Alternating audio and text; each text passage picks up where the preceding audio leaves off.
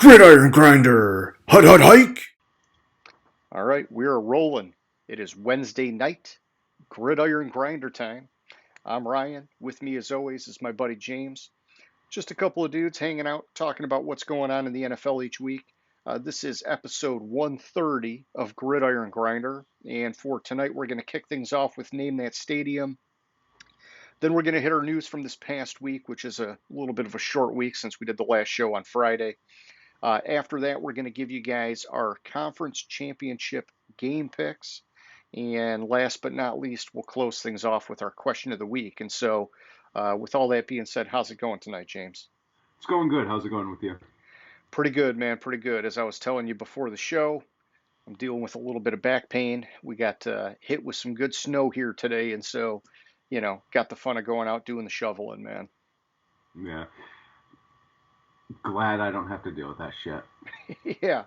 Hey, you live in the Midwest, you get the that home ownership, and you just got to do these things. So it is what it is. But it's all good. And so for anybody who's watching, if you're familiar with the show, thanks for coming back. We appreciate the support. If you're new to the show, these episodes can sometimes get a bit lengthy, and so we do bookmark everything in the description of the video. That way, if you want to just kind of jump around and hit a particular section, it's a little bit easier to navigate. And so, yeah, either way, we hope you guys like it. If you haven't already, please subscribe. And James, man, why don't you take the ball and run with it with Name That Stadium, man? All right. So we haven't had any takers in a while again. It's been like, 3-4 weeks? Yep. No, yeah, it's like 3 weeks because it was like the last game of the regular season that L.A. Dodger. LA Dodger hit it. But so I'm traveling around, going to different stadiums. Generally, during the season playoffs, it's a stadium that's hosting a game that week, and you get it right, we'll give you an extra special shout out. We'll bookmark it for you. You can play it over and over again for your friends, and just take a shot at it. And so last week I was at, oh God, I don't remember. I just looked at it too, and now I forgot. So I was going with one of two places, and I think it was place A. I think, shit. Man, this is my section. I should know this shit. I think I was in San Francisco last week. Okay. I don't know why I thought you were at Arrowhead, but No, I was at Arrowhead. okay. So San Francisco was my second choice. So I was at Arrowhead. You're right. That's my fault. Sorry. I'm an idiot. It's been a week already. So It's all good, man. We keep each other in check, yeah. Teamwork makes the dream work. Yeah, you're right. I was at Arrowhead last week. Okay. Okay. My bad. My apologies to those people that listen to every word and wait for every word to come true. But sometimes I make a mistake. I was thinking San Francisco too because I thought Kansas City and San Francisco. I thought those were the most interesting games of the week. Yeah. So Kansas City. It was a closer game. It was the only real game of the week. So that worked out, but none of the games this past week were really in doubt. Yeah, it was sort of a strange week for the playoffs, but I think it's going to get exciting. I like all the teams left. Mm-hmm. And so, James, let's move it on over and let's do our recap of the past week. And so, looking at the divisional round, um, you know, were there any of the games or any parts of the games, since we're only talking about a couple of games, that were surprising to you? And I Oh, mean, it seems like the obvious culprit is Buffalo not showing up really on both sides of the ball, on offense or defense. I know weather was a factor, but you would think that weather would have actually benefited them over Cincinnati. Uh, and so, to me, that was a bit of a surprise. What did you think from this past week, man? so Buffalo Cincinnati is the obvious one. Nobody thought it's like Buffalo is regressing and Yeah, they regressed and kind of. And somebody hit it. I heard somebody on sports talk radio talking about it, and they really hit the nail on the head with it. When if you look at last year, like the progression of Josh Allen with Dayball, Hmm. and then they lose Dayball this year, and he looks like he regressed to like 2 years ago or his rookie year during the season. He most turnovers, kind of not the same quarterback. I mean, they need help up there. They need a running game. They kind of need to even run Josh Allen a little bit more. But I didn't think that. I thought it was going to be a closer game, and like my model had it as like a 2 point game, and for it to be 3 scores, Yeah. that shocked the hell out of me. Yeah, and I mean it was like right off the bat too. Since he got up, what, 14-0, Uh-huh. and yeah, it just Buffalo never had a chance, man. And honestly, it was hard to watch for me because it was as if Buffalo was it was like they were like afraid of slipping. They Hmm. were moving so hesitantly and so slow, and Cincinnati just looked way more comfortable in the snow, man. They were blocking well, they were running well. I mean, it just wow, I thought it would have been the other way. I thought Hmm. Buffalo would have been favored by the weather alone. Yeah, Not to but you mention that, they got one of the top offense and defenses, but it didn't matter. Yeah, and you look at Cincinnati, and they actually really benefited from how slippery it was, Yeah. because there's that one hit on Joe Burrow that if his foot didn't slip, like I mean his leg probably broke. Not maybe not that severe, but it was a really bad low hit, and his foot slipped at the right moment to kind of soften the blow for the hit. Okay. So, in terms of some other surprises from this past week, I know you hit me up on Facebook about that that final play in Dallas or with Dallas. Oh my That was God! What? a crazy wannabe like lateral after lateral after lateral that just got blown up right off the bat. I in one sense kind of like admired the creativity, but in the other it was just like, wow, if you're gonna line that up, I would have hoped that you've practiced it enough to like at least do something. And Mm-hmm. I mean, they just it went nowhere, dude. It went Yeah. nowhere. No So excitement, no nothing. a couple things about like let's just go with the game overall. It was poorly coached Yeah. the Dallas coaching staff. I mean, no situational awareness with Dalton Schultz, knowing that you have to be going Yep. forward when you go out of bounds, not backwards, um, and not knowing where he was and not getting his second foot down.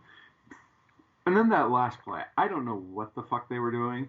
Like seriously, that play, if you're gonna lateral it, so you put Zeke in at center, he gets knocked back like 50 yards, Yep. and then obviously you're putting him in there at center to get that extra skill player on the field. If you're gonna do that, you're gonna want to. Zeke's probably got to be like the first or the second lateral. So what you got to do is you got to pass it, do a screen pass because you have a guy behind like two or three players. Do the screen pass, have Zeke kind of go up behind it Yep. and pitch it to him, and then go from there to throw it over, basically throw it over the middle, and I forget who even caught it.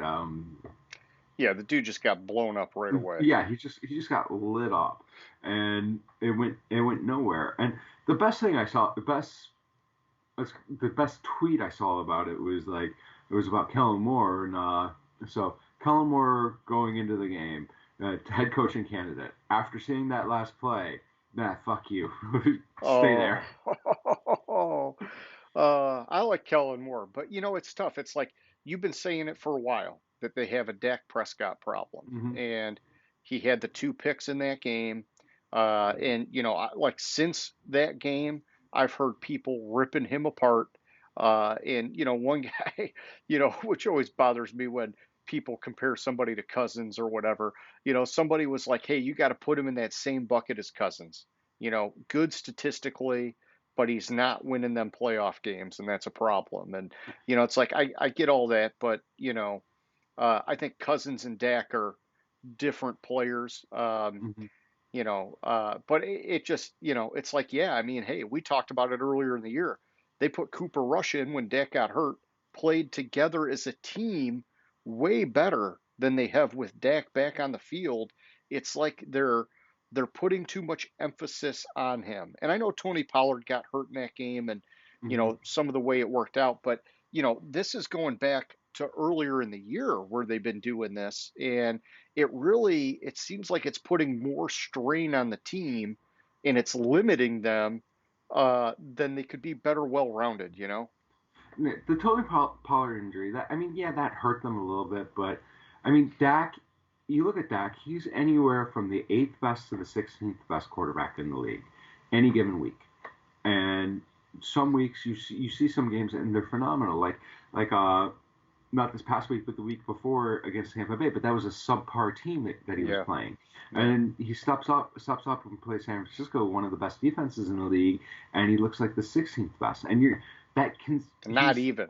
Not even. yeah, Yeah. he's consistently inconsistent from week to week, and they paid him all that money. What the fuck are they going to do with him? Yep.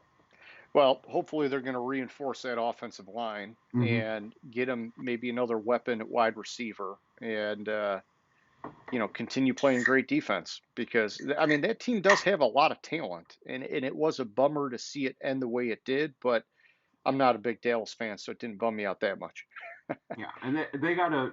I believe Tony Pollard's a free agent this year. They got to re-up him and Yeah. get him back on that team because with Zeke they way over tilted the salary cap with paying Zeke how much they did, and then in the off season they traded him Cooper and didn't replace him. Well, they They let semantic CD Lamb rise up. semantically they replaced him with CD Lamb, but then they didn't replace CD Lamb. Yeah. Yeah, they So I just were relying on Michael Gallup to step mean, back up, which I mean, he did the best he could, but they could have been deeper at wide receiver. yeah, exactly. And late in the season, I mean, they signed T.Y. Hilton, but I mean, T.Y. Hilton, he's he was good, but he's way He's past his well prime. past his prime. Yeah, yeah, thank you. All right, well, James, why don't we talk a little bit about the injuries? And I'm just going to focus for now on the ones for the weekend, and then I'll talk about some of the ones that are, maybe like recent ones that occurred, like you mentioned, Tony Pollard. But um, the last injury updates I got for Cincinnati, you got left tackle Jonah Williams, still trying to work his way back from that dislocated kneecap. They're saying he's improving every day, quote unquote. I don't know what that means exactly in terms of whether or not he's going to play, but he's like trending, upward. Hmm. Their right guard, Alex Kappa, also supposedly improving every day. He's got that ankle injury, and same kind of thing. Whether he plays remains to be seen. The good news for them, defensive end Trey Hendrickson, he had X-rays, and the article I read didn't even say what it was for. It just said that he had X-rays after the game this past week. Everything came out good, so that's huge because he has been a force for that defense. And you talk about like one of the more successful free agent signings when they got him from the Saints. They spent a pretty penny, and a lot of people were saying that was way more than the dude was worth.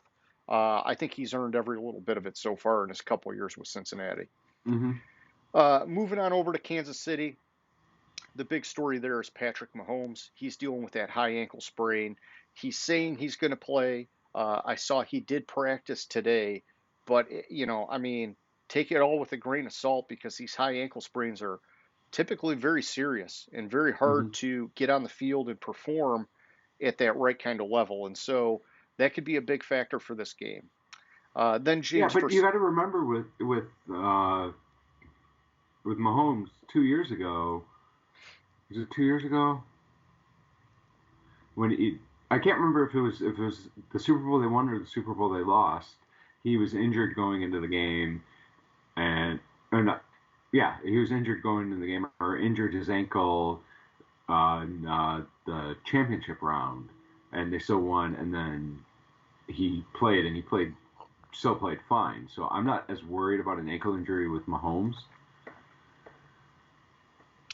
Good to point out. Thank you. So then with the 49ers, we've got a couple of running backs. Christian McCaffrey, he's got a calf contusion, considered day-to-day. Elijah Mitchell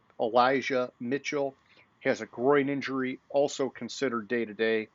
I think both those guys are going to play, but if they're not at full health, that could definitely Mm-hmm. be a factor because the running game is a big part of what makes that San Francisco offense work. And then defensive lineman Charles Amenahu, he's got a couple things going on, James. He's been dealing with an oblique injury, and he's considered day to day. I also did just see earlier he was arrested on a misdemeanor domestic violence charge, Mm-hmm. and it looks like Kyle Shanahan came out and said it looks like he'll be able to play just because of like the status of that and the timing. But that's obviously something to monitor. So. And then really looking over at Philly, the last I checked, unless something popped up today, those guys got a clean bill of health, which is, always comforting at this point of the season, especially, conference championship weekend. But of course, anything can happen in practice between now and then. It is fairly early in the week, but that's positive so far. So for Philadelphia, they did have 2 injuries pop up today. Okay. Lane Johnson is, and I just saw this, so I haven't been able to find what the injury is, but Lane Johnson and Avante Maddox are questionable for the Gotcha. game. I'm trying to find really quick what Lane Johnson's injury is. Okay, so I guess he delayed surgery. What? He has a torn tendon in his abdomen. But he's delaying surgery.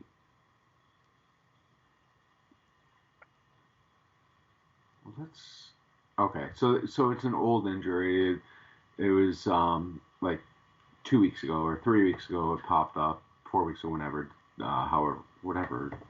4 weeks ago. It popped up, but he's been delaying. He delayed surgery or some shit for it. I got you. I think he's been playing. Yeah, No, I don't. I thought he played this past one, but I knew he had an injury thing he had been dealing with, which when I was checking it yesterday, he wasn't on the injury report. I thought, oh, that's positive, but looks like it popped up today. So Yeah, and then Avante Maddox was limited in practice with a toe issue. okay, So, but I mean, it's questionable. So I mean, it's early in the week, so I'm not. It's not much to be concerned about yet. gotcha.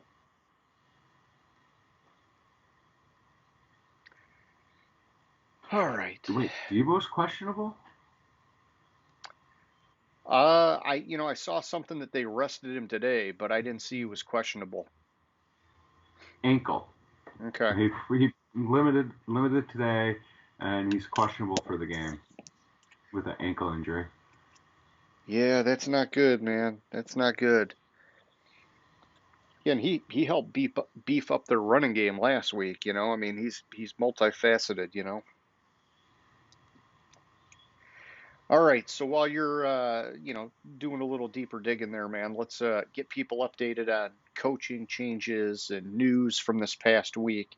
Uh, you know, a few weeks ago, I didn't want to go too far into the assistant coach coordinator type stuff, but we're at a point in the season where we've only got a couple games to talk about, so we might as Mm-hmm. well dig a little bit deeper. And James, New England, has decided to hire Bill O'Brien, bring him back as their offensive coordinator. He's familiar with the team. I personally, I like him as a coach. I liked watching him on Hard Knocks with the Texans years ago. I think it was a good move. What do you think about that one, man? You know, you can't hand the offense over to a Lions reject. Pencil Defensive-minded pushing, guy. pencil pushing defensive mind. I'm sorry, pencil wearing defensive minded coach. So I mean, not surprised. They had to do something. It's been rumored. Plus, Bill O'Brien, he coached Mac Jones at Alabama, so Good point. I think it's actually a really really good move for the Patriots. Yeah, I like it. I like it. And the interesting thing I heard about today is that Gerard Mayo has apparently been in on all of the coaching interviews to date, and there's now speculation that because he declined to go out and interview for some of these head coach positions, Mm-hmm. there's some speculation that there's some kind of unspoken agreement maybe going on in New England that he will be the successor to Bill Belichick at some point within these next couple of years. It'd be interesting. Whether or not it happens, time will tell. But Yeah, I've heard but a lot of great things about him. 2 or 3 years ago when McDaniels left Indy at the altar, there was that same speculation. So That's true. Yeah. Of course, McDaniels, I don't know, he's been skittish. He did leave before that with Denver. And so, I don't yeah, know. well, he left with Denver because he fucking sucked. Thank you. Thank you. All right. So, in other coaching news, James, we've got the Dallas defensive coordinator, Dan Quinn, and then both the former Miami head coach, Brian Flores, and former New Orleans head coach, Sean Payton, are interviewing for the open head coach position in Arizona. I wasn't really like a big fan of seeing Sean Payton be linked to that, but he's also interviewing for the open Carolina head coach position. So I'm sure he's just kind of getting out there, leaving no stone unturned. And then you mentioned Kellen Moore earlier. I did hear that he interviewed with Carolina for their head coach position also. And then I'm hearing that for Houston, they're narrowing things down, and it looks like they're focusing on the Denver defensive coordinator, Ejiro of Evero, however you say his name, and the Giants offensive coordinator, Mike Kafka, for their head coaching position. Um, you know, these guys, there's a lot of prospects out there this year, and there's a lot of time to make decisions. And so I like seeing a lot of these names are getting second interviews. It shows that these teams are really doing their due diligence. They're not Hmm. just jumping the gun and getting a guy. And so I will say that at least that has been positive in this coaching carousel cycle, in my opinion. Yeah. So with Peyton, I actually after this I want to go back to something else. But with Peyton, apparently the only team that has an opening so far that doesn't want Sean Payton is the Colts. They haven't asked New Orleans for permission, but all the other four teams have asked and received permission to interview Payton. Yeah, I don't know why you wouldn't want to bring in Sean Payton, but maybe they're just going to lock in on Jeff Saturday. I no comment about that. Yeah, And I know what I want, Ursay loves him, and so they could just be stacking the deck for him. yeah, and what I wanted to go back to is I completely forgot about this, but apparently Dallas, the Dallas Cowboys Twitter account retweeted an article and quoted that article, throwing all this shade at Prescott. Really? Yeah, I mean, yeah, the article was posted on DallasCowboys.com by one of their reporters, but it was like how Prescott basically blew the game for Dallas with his turnovers. Yeah. I mean, it was against, the number one or number two defense, whatever San Francisco is. It's Mm-hmm. I don't know, but still, you can't turn the ball over like that, man. Not in a playoff game.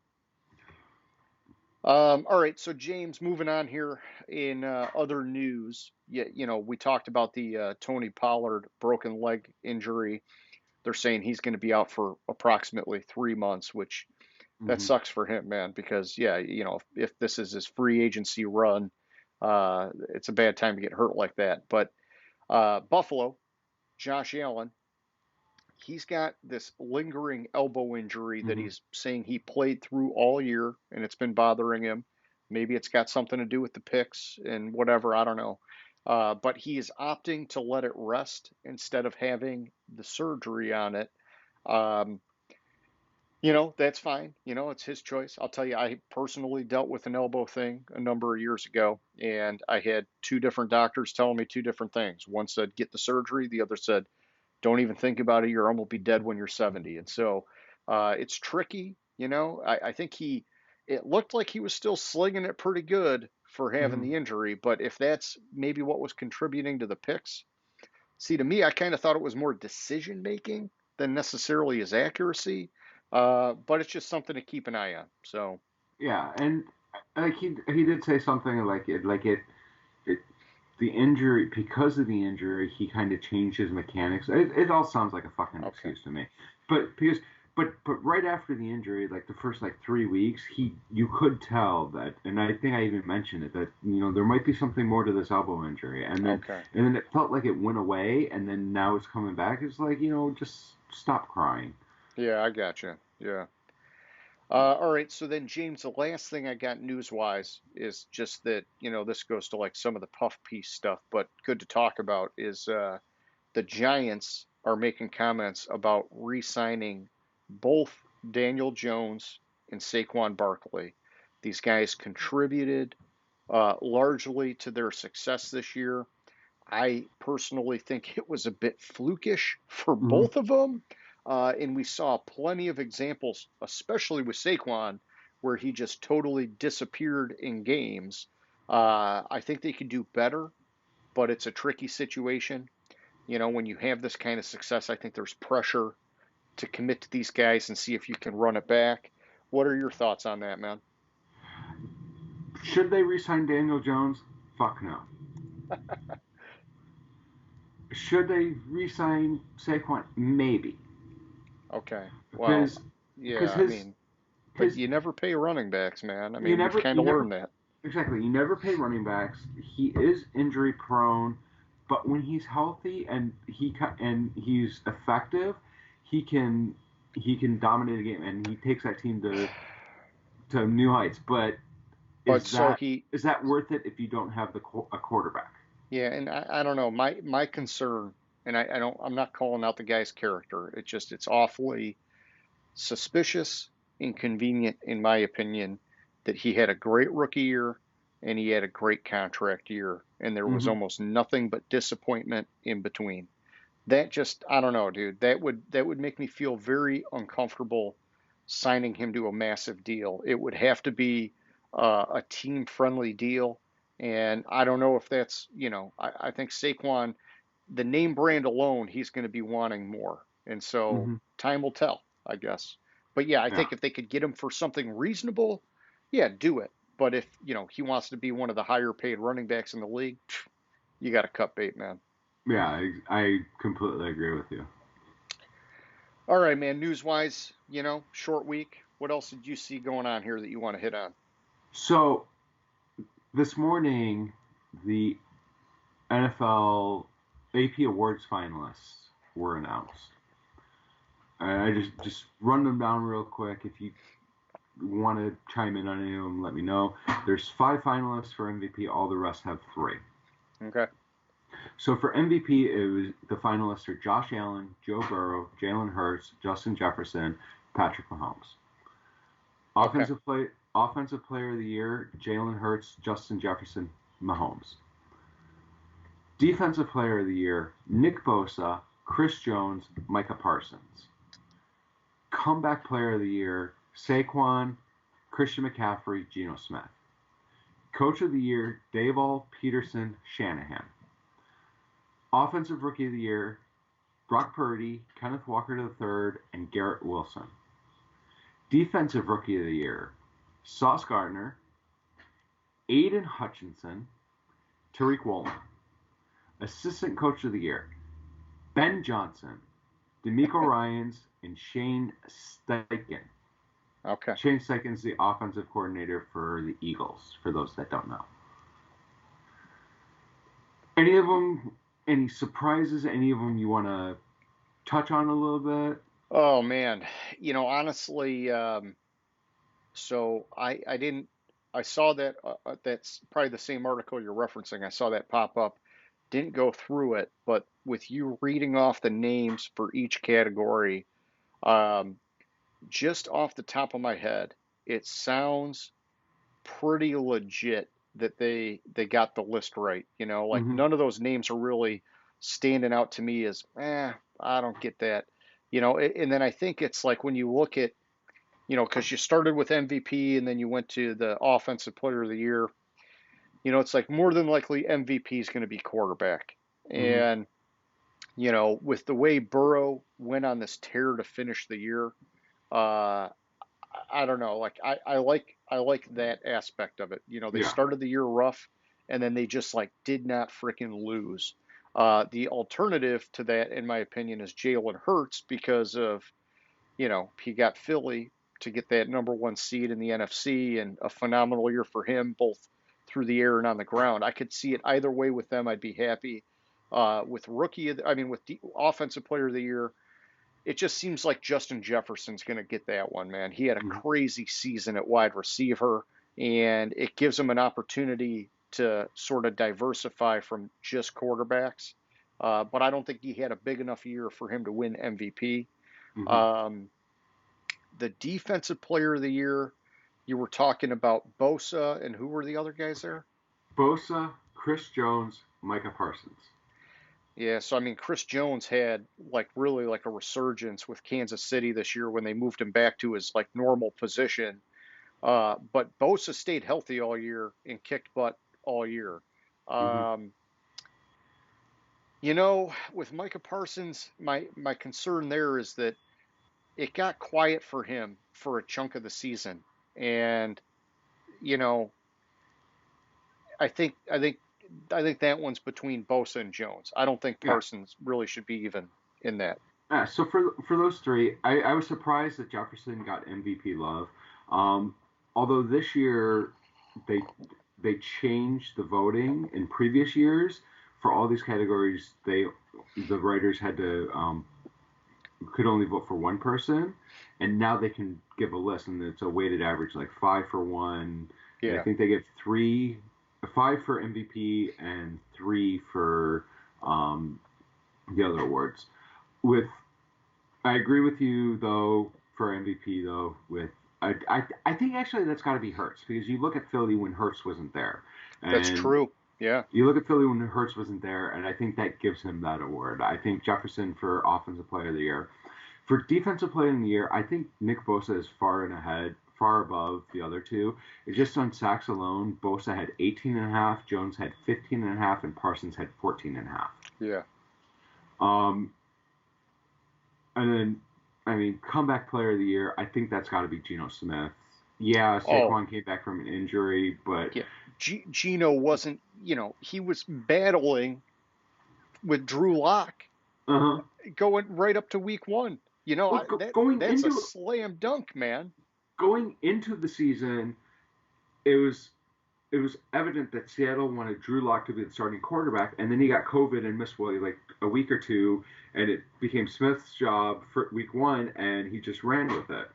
Yeah, I gotta give that one to Geno Smith. I hope he gets it. That Mm-hmm. Saquon, hey, yeah, he had a great year, but same kind of thing. There were so many games where Saquon just disappeared. I Yeah, couldn't put him in that, man. yeah. For Coach of the Year, I think it's between Dable and Peterson. Yeah, Peterson took a franchise that had the first pick last year, and basically the same team. They added some players, but basically they have a lot of the same pieces and took them to the playoffs. Dayball turned around the Giants, even though it was kind of maybe kind of flukish, but they both made an instant impact. Kyle Shanahan, yeah, he dealt with injuries, but I think it's one of the other two for just taking yeah, those teams to the playoffs. yeah. And maybe this sounds strange or just not the appropriate way of looking at it, but for me, Peterson's already won a Super Bowl. Like he's already on the radar for being a solid head coach. same with Shanahan. He's already gotten some accolades. I think that Dable came out of nowhere, first time head coach, so much uncertainty, inherited a garbage roster, and got Hmm. him to the playoffs in year one. To me, that's a slam dunk. I would have him win Coach of the Year. Just my opinion. Yeah, I go back. I'll go back and forth on Dable Peterson. I'd be fine with either of them. Oh, for sure, for Either of sure. them Yeah, winning it. For offensive rookie of the year, yeah, Purdy, he came in, had a nice run. He didn't play the whole season. I yeah, think it's Kenneth Walker's award. He had 1,000. What was it? He had 1,050 yards rushing, 1,100 yards receiving. Oh no, never mind. Wilson had 1,100 yards receiving. Sorry, I blurred them. So, but he had just over 1,000 yards rushing, 9 touchdowns, and on a team that wasn't expected to do anything. yeah. And he was the backup to Rashad Penny to start the year, Yeah, and and he you didn't know, he miss like 3 games this year too, it, and he yeah, still had 1,000 yards. yeah. Like Penny went down, and he just went on a tear. I No, I mean like didn't that. didn't Um, didn't Walker miss like a couple games this year too? yeah, and so that's a tough one for me. I mean, I like Kenneth Walker a lot, and I'd love to see a Sparty win it. Um, Garrett Wilson did have a pretty impressive year for a wide receiver because they typically have the harder transition to the NFL. Hmm. And then when you consider the shit show at quarterback, because his production's not all based on him, somebody's got to be able to give him the True. ball. I would probably go with Wilson, even though my heart would want Kenneth Walker as a fellow Sparty, but I think either way you can't go wrong between those two. And then Yeah. Purdy, great story. I just don't think he had enough starts to like really qualify, in my Hmm. opinion. I think it's between the other two guys. Yeah. For defensive rookie of the year, I want it to be Hutchinson. I told you months ago that Hutchinson was going to be the defensive rookie of the year, but I think Tyreek Woolen had a better season. Yeah.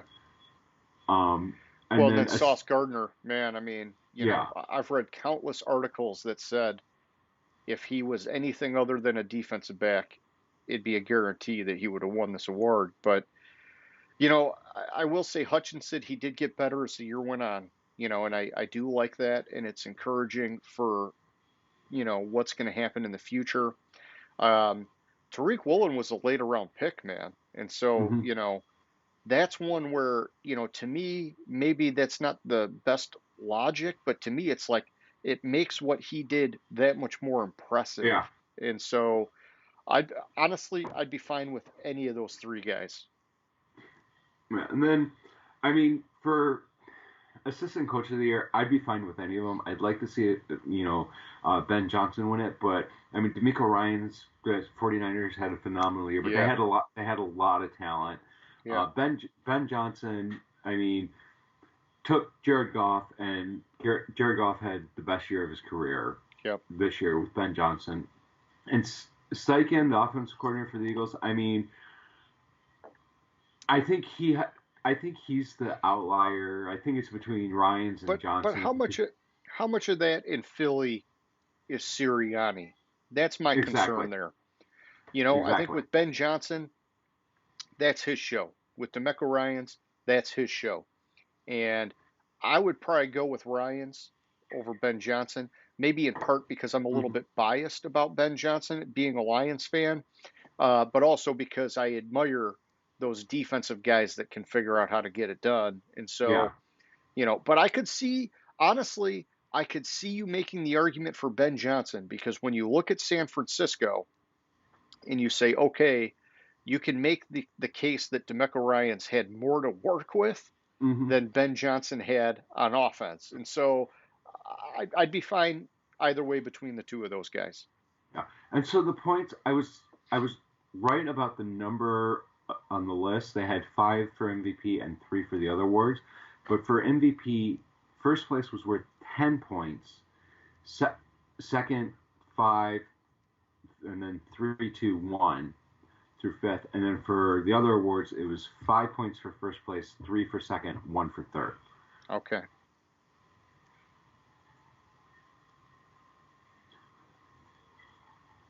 And the last piece of news I had is, did you hear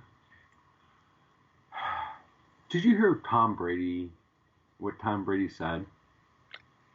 I heard he was dropping some F-bombs. Is that what you're So talking about? yeah, so on his podcast with Jim Gray, the longtime NFL reporter that he does Monday night, used to do Monday night like halftime interview with for Westwood One. I like asked him, what are you going to do, or some shit like that.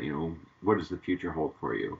And he said something on the lines of, if I fucking knew what I was going to do, I would have fucking done it already.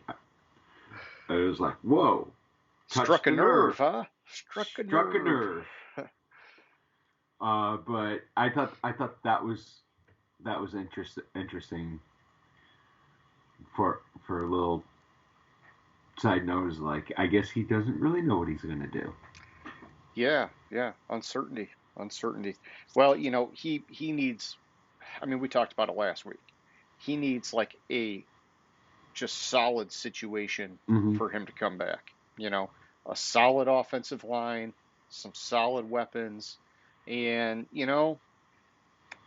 I just was reading an article the other day about 7 teams that could go after him, and apparently the Raiders are like top of that list, which, there's the connection with McDaniels and whatever. But I think it's tough, man, because he's in that danger zone of his arm could fall off the cliff anytime. And so teams are going to be a little bit weary about that. I'm just saying. Mm-hmm. Yeah, and so if I was the Raiders, I would much rather see a Rodgers Devontae Adams reunion than a Brady McDaniels reunion.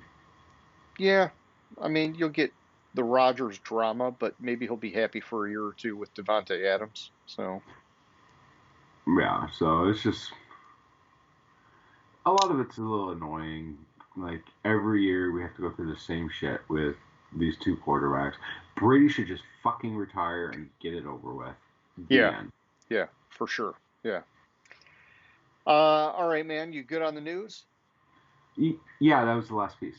All right. Well, let's move on over here and let's talk about the conference championship game picks for this weekend. Before we talk about each game, let's just do a quick recap or catch up, if you will, on where we're at with our bets. So this past week, James, you got 3 out of your 4 picks right, which gave you a 15-point boost. You went from 17 to 32. I only got 2 out of my 4 for 11 points, so I went from 18 to 29. The tables have turned back into your favor here. You got a 3-point lead on me going into the weekend. And so, with all that being said, why don't you take the lead here with our game picks? All right. So our first game up is San Francisco at the Eagles. This game's kind of interesting to me. It's a Eagles are favored by 2.5. Is that what you have? 2.5. Mm-hmm. So Shanahan in playoff games is 7-1 against the spread. So that tells me it's going to be a close game. He's also 7-0 against the spread in any playoff game besides the Super Bowl. Okay. They've covered 5 straight. I mean, it's going to be close. They've won 12 straight games. 12 straight. Damn.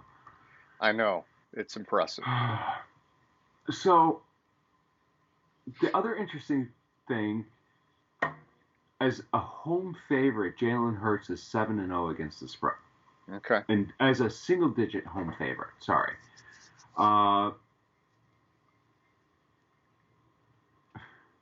So my model has, all right, a little background on this. Yeah.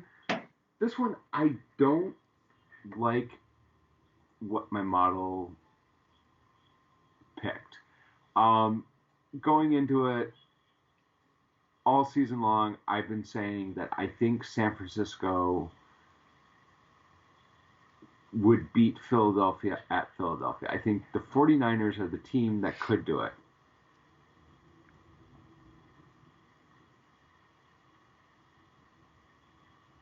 My model has it 24-20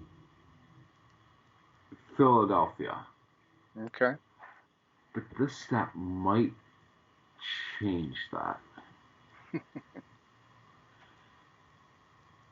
So, the last 4 teams to enter the conference championship game with a winning streak of 12 or more games, 3 of the 4 have won. The exception was Pittsburgh in 2004.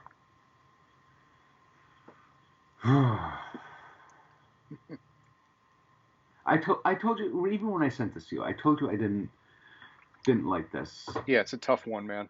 It's a tough one, and also that's like spread wise, this is the closest pair of championship games in a long time. Yeah.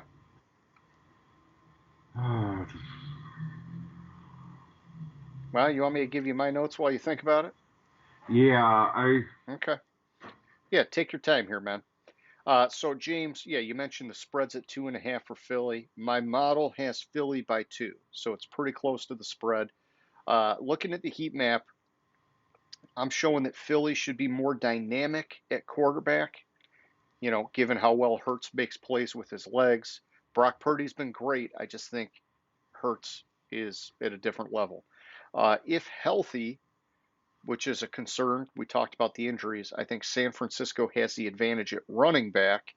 But if those guys are coming into the game banged up, it's anybody's guess. San Francisco also has an advantage when you compare their defensive front 7 to the Philadelphia offensive line. However, I think that Hurts as a mobile quarterback can negate some of that advantage, and that could be a key piece for this game. And so, just kind of as I've done every week so far, looking at the NFL.com stats, Philly, number 2 on offense, number 3 on defense.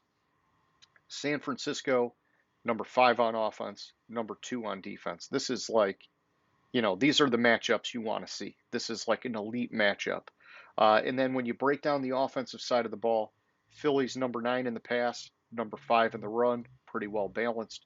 San Francisco, number 13 in the pass, number 7 in the run. A little bit more spread apart, but still not too bad. And then,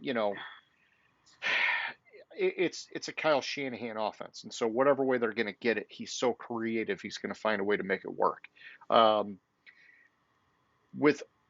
This ends up being the largest spread of the 2 games in my model, and so I'm going to take Philly here, James, and I'm giving it my higher confidence factor, which is a 6. And so now I've given you some time. What are you thinking here, man? So, you mentioned your model. Both my models have this game 24-20, the other game 24-21. Okay. I'm gonna stick with my model. I just gotta trust my model. I kind of told you a little bit before we started. I fucked up and misread my model, and I double checked this, and this is the right pick.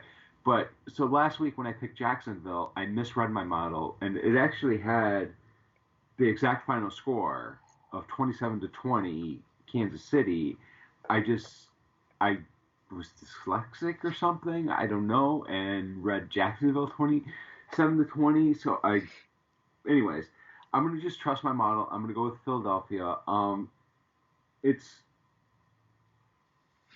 my least favorite pick of the week because looking at my picks, this one doesn't line up with what my heart and my head, or what my head says when I actually analyze it.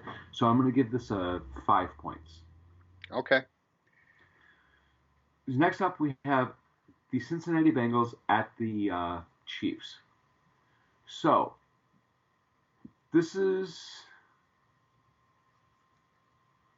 the Chiefs opened favored by 1 point, and it's now. I'm sorry. It opened favored by 2.5 points, and it's now down to 1 point after a lot of money came in on Kansas City. Down to 1 point. You're saying Cincy was favored by 2.5, or Kansas City? Kansas City was favored by 2.5, and Oh, it's geez. now. The last I looked at it, Cincy was favored by 1. Let me double check that because my note says Kansas City's favored by 1. Yeah. No, I mean, it'd be good to clarify because, yeah, I mean, because I'll just tell you, my model has Kansas City by point 0.3, and that's with me discounting Mahomes for the injury. And so, wherever the line's at, I'm just curious because this has been a super tough game for me to pick. It's actually now even. Oh man. Okay. All right. Yeah. So It's, this line is moving, is what it sounds like. This line's yeah. moving a lot.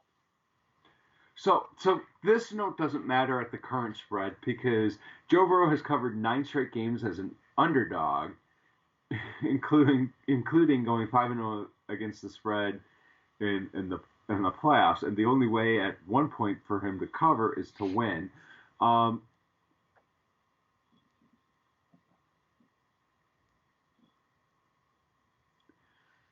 Kansas City remains the favorite. If Kansas City goes back to be, all my notes don't matter because the even spread. They have the record for consecutive playoff games favored in a row at 15. It will at 14 now. It will be 15 if Kansas City is favored at kickoff.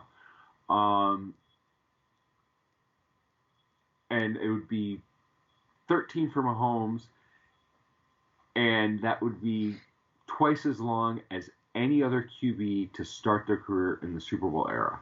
Gotcha. Yeah, that's impressive. So this is the 7th ever conference championship rematch from the prior season. It's the 5th straight year Kansas City has hosted the championship game, which is the longest streak in NFL history. So let's go to the quarterbacks. Joe Burrow is 3-0 against Mahomes. Yep. If he wins the 4th game, or this game, he will pass Brady for the most overall wins against Mahomes. And they're also Cincinnati for this. I said this is the 7th. So the previous 6 matchups of rematch conference championship games, only one of the rematches did the same team win from the prior year. Gotcha. And that was Washington in 86-87. They won at Chicago in both years. Okay. Which is interesting that was at Chicago. And this is at Kansas City. So they both were on the road. On the road.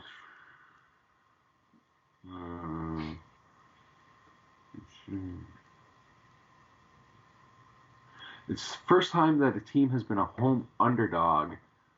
Well, no longer an underdog. See, like all my notes, like it's shifting. It's shifting. Yeah. So if Kansas City ends up being the underdog, it'll be the first time since 2017 that the home team was an underdog in a conference championship game. That was Philadelphia. The previous two times that the home team was an underdog in a conference championship game was 2017 when Philadelphia beat Minnesota, and 2015 when Denver beat New England. And both those, they were an underdog by 3 points. Okay.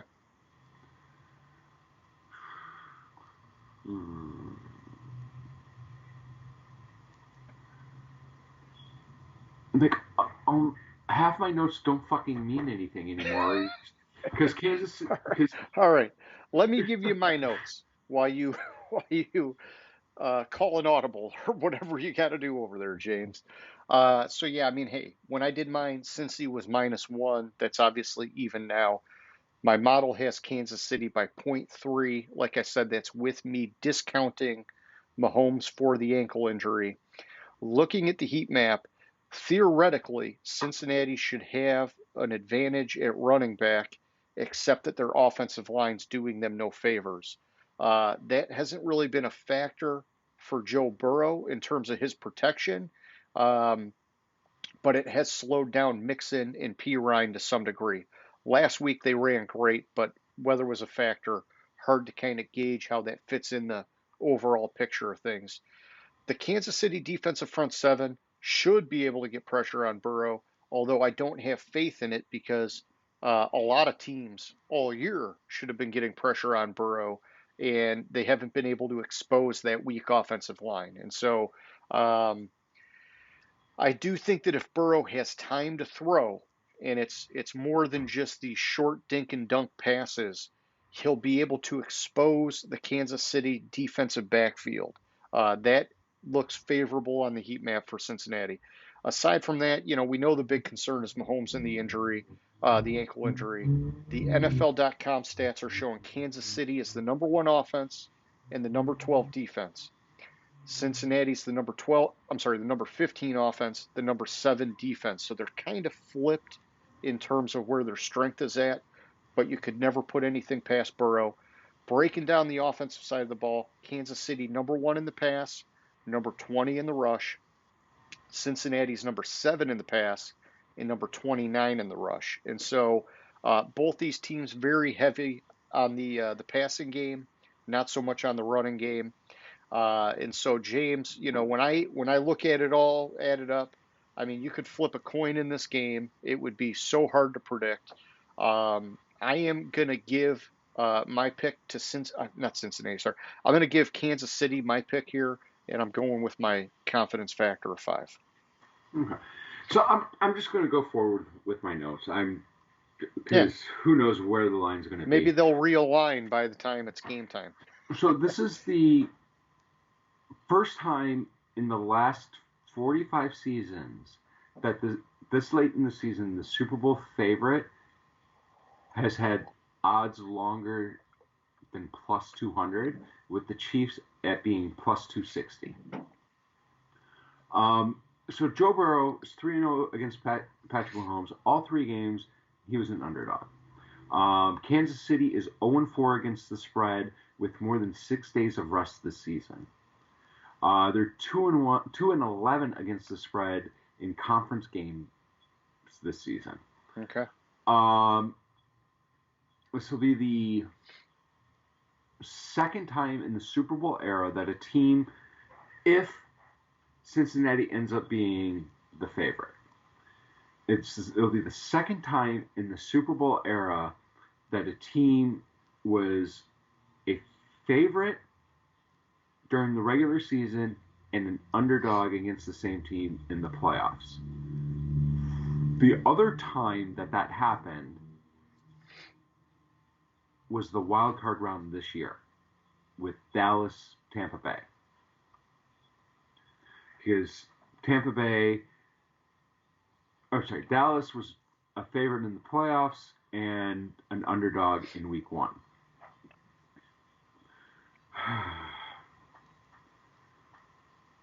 My model has Cincinnati winning 24-21, and since my first instinct looking at the game, I thought Cincinnati would win.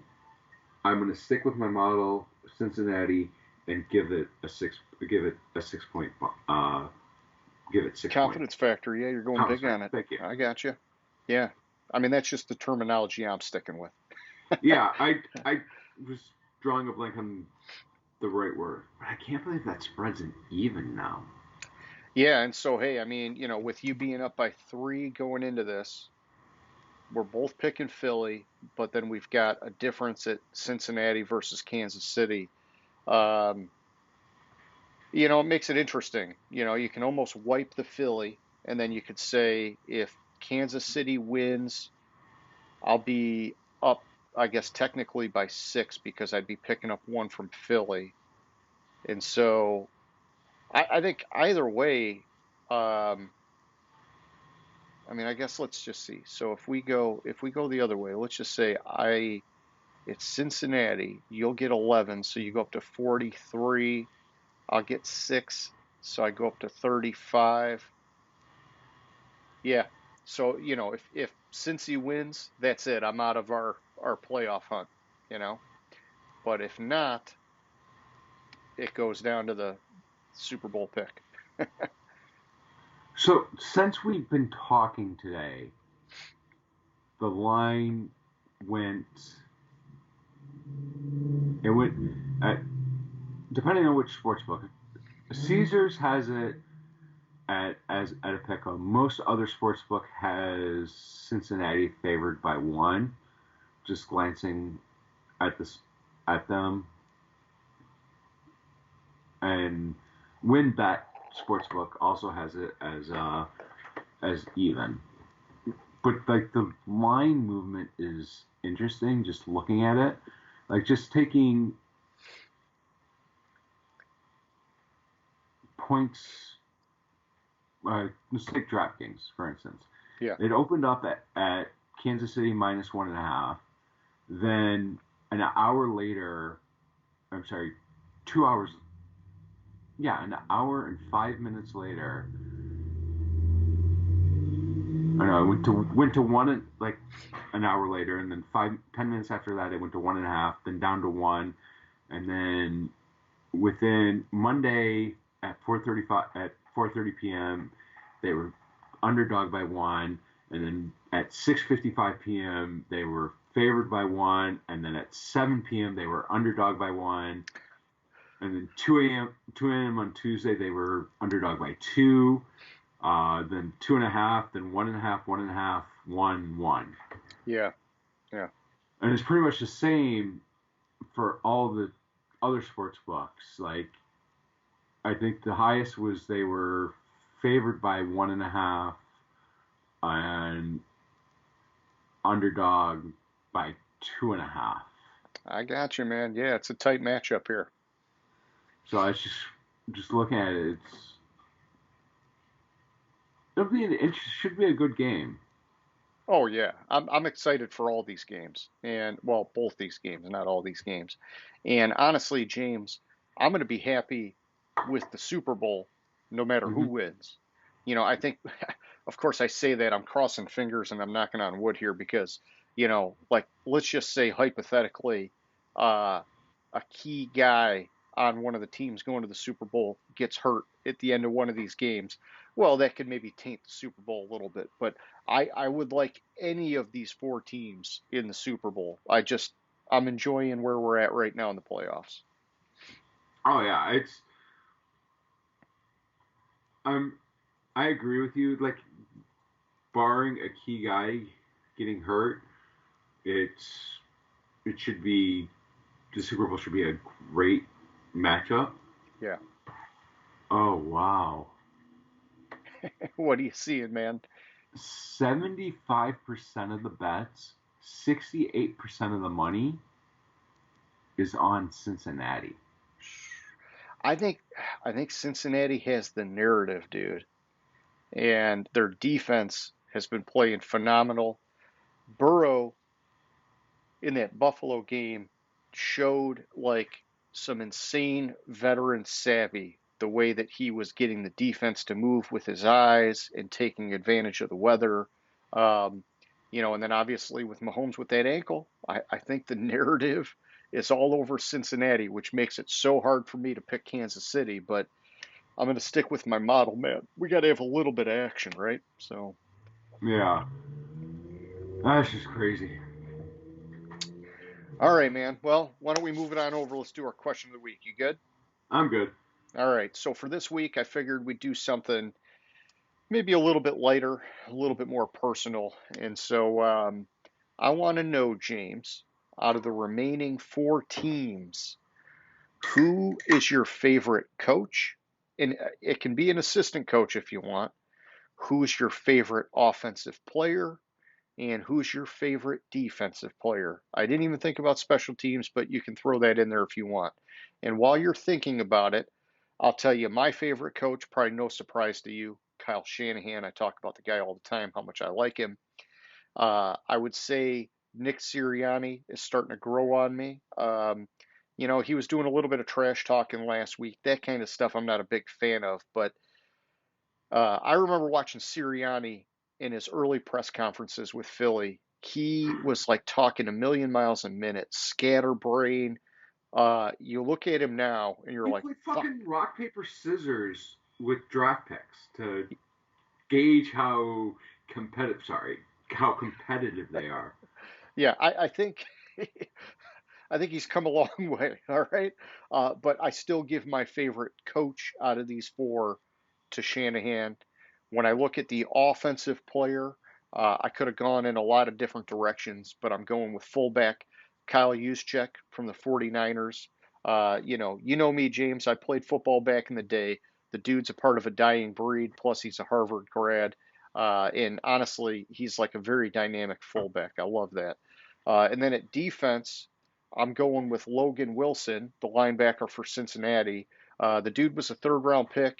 He's developed into a stud linebacker. I also played linebacker back in the day, nothing crazy like these guys, but I'm just very impressed when I watch him. He is a very solid, balanced linebacker in today's game, and I like that a lot. And so those are my three. Now that you've had a little bit of time here to think about it, James, who do you like at coach? All right, at coach, I like Andy Reid. Like, I mean, Big Red, yeah, man. yeah, Shanahan. I The issue I have with Shanahan is I just keep going back to the 28-3,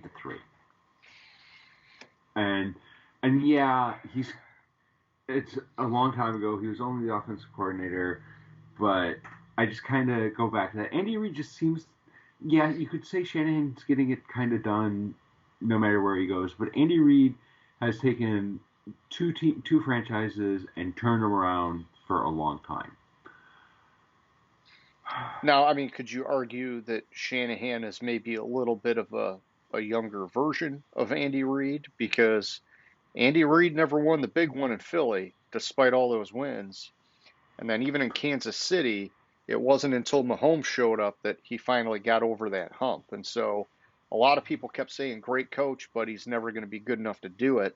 You get a lot of that kind of stuff with Shanahan, but he's very young in his coaching career still. I'm just saying maybe some similarities there in that one regard.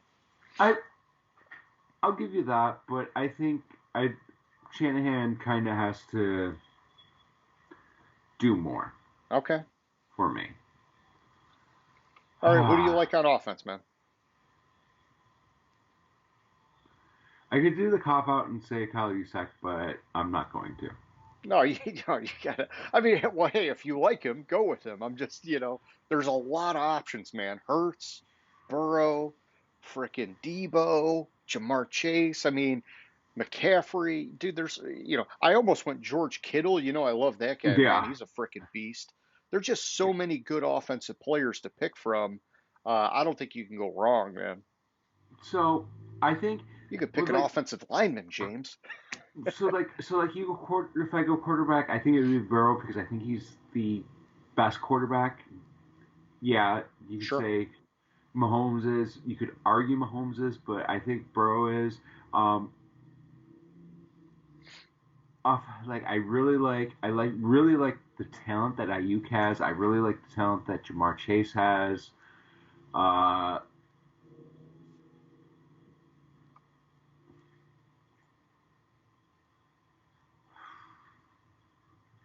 I'm gonna go Travis Kelsey. Okay. Going in the tight end direction. Yeah, He's I mean he's he's just flashy, he's like the cream of the crop at tight end now, that's for sure. yeah he's clearly the best tight end in the league. He does a little bit of everything. And I mean he had 1,300 yards receiving this year, which is Yeah. just it's It's insane absurd. for a tight end. It's absurd for a tight end. Yeah, and guys were saying he was losing his speed last year. Mhm. I mean, obviously something changed, or it was untrue. Yeah, and then for defensive player, Josh Sweat's good. Fletcher Cox. You got Bosa and Warner on San Francisco. You go big play Slay from Philly. I wouldn't, but you could. No, I'm You know, not. I actually, I was really looking at Sam Hubbard from Cincinnati. And I know he's not like a top dog player, but he's one of those high motor guys. Mhm. He's given it his all every play, and I respect the heck out of that. And he was definitely in consideration when I was looking at my defensive guy. So that's the thing is the first name that came to mind was Hubbard, and the reason why he came the biggest reason he came to mind is because I think defensive players and the thing I instantly think about is that Baltimore game and how he just ran that 98-yard fumble Oh recovery back yeah, for a man, that was touchdown. awesome. And it's the thing I instantly think about. It probably second fiddle would have been, I think it was Warner, who kind of laid off Dak a little bit, and he could have basically sealed that game with the safety, but he didn't basically go through him because he was afraid of the penalty. Oh yeah, I'm trying to think of what guy that was. But yeah, I know what you're talking about. Yeah, yeah. I think it was Warner, but whoever it was, I mean that play. If it weren't for that play, like they would have been right up there. But defensively, the first thing I think of is Hubbard and that fumble recovery. I mean, that's like the earmark of these playoffs. Nice, nice. All right. Well, hey, like I said, a little bit lighter this week, not going crazy. And I always have the good intentions of giving you the heads up of the question of the week, but you always kind of handle it pretty well on the fly. And this week was a short week, so come on, cut me some slack. I I like the question. I was like I had to look at the rosters a little Yeah. bit to. Well, yeah, I guess that's the tough part because there's so many players, even though it's only four teams, it's like you don't want to miss a guy because there really are a lot of good options to pick from, and it's just your personal flavor, man. What do you like and why, And so I thought that was a cool one. And so yeah, James, I think, for anybody who's out there watching the show, same as name that stadium, hit us up, throw it in our comments section. Who do you like? Offense, defense, head coach, or assistant coach, whatever, just we want to know. It's fun. We love talking about football. And so that's all I got, man. You got any closing thoughts there, James? I don't think so. I think that's all I have to. Well, we got to come up with a topic for next week, right? Because we Yeah. got a break now before the Super Bowl. So maybe this weekend we'll throw out some ideas and or we'll even look back at what we've done in past years. I think last year we took that week off, but I'll be available if you want to keep kicking it like we usually do. So Yeah, I'm done. We got to work something in with about the Pro Bowl or some shit like that. yeah, we'll come up with something, something relevant to the time. All right, cool. Well, hey, anybody who's still watching, we hope you like the show. We appreciate that support. If you haven't already, hit that like button, subscribe, all that stuff. It helps us out here. And James, like always, man, it was a good time. I'll catch you later, dude. All right, sounds good. Have a good one. Gridiron Grinder. Hut hut hike.